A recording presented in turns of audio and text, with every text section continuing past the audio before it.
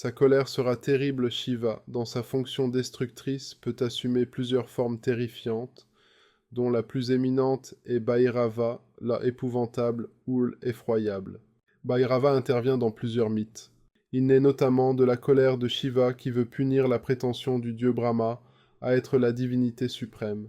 Ainsi, Bhairava décapite, d'un coup d'ongle, la 5e tête de Brahma.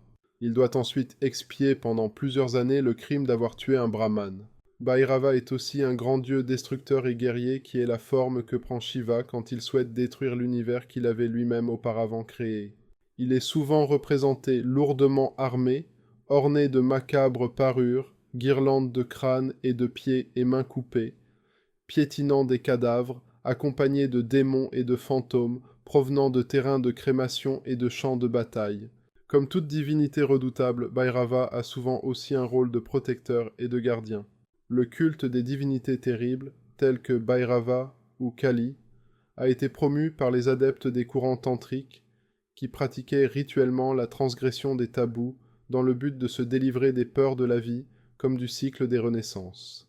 Par la manipulation de ce qu'il y a apparemment de plus impur aux yeux du commun, ces divinités cherchent à dépasser les dualités et à lever le voile de l'illusion cosmique.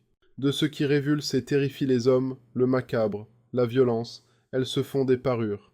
Ces divinités se jouent de l'opposition apparente entre pureté et impureté, vie et mort, beauté et laideur. Leur fonction de destruction est la source du renouveau.